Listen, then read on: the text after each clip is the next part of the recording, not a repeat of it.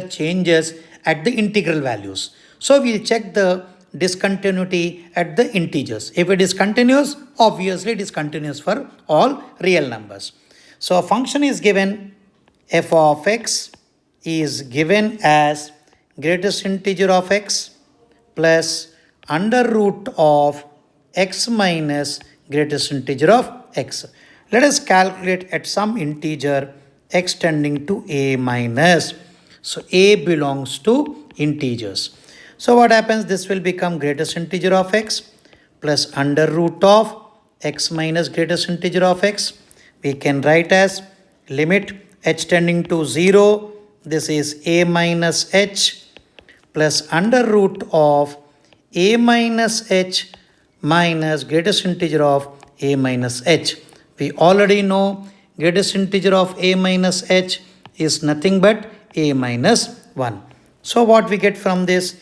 A minus 1 plus under root of a minus times of a minus 1. So finally we get a minus 1 plus 1. You get it as a.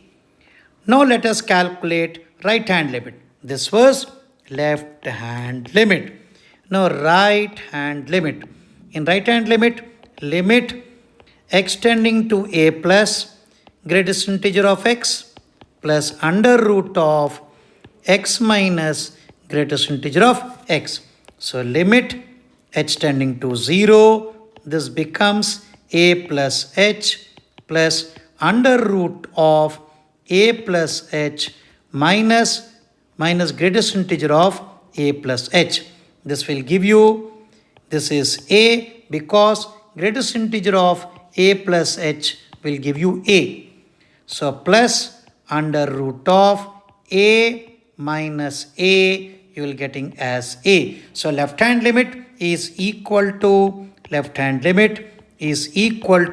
right hand limit. Therefore, for all integers, it is continuous. Between two integers, consecutive integers, it is obviously a continuous function. Therefore, it is continuous for all real numbers. So option D is correct. For all real numbers, it is continuous.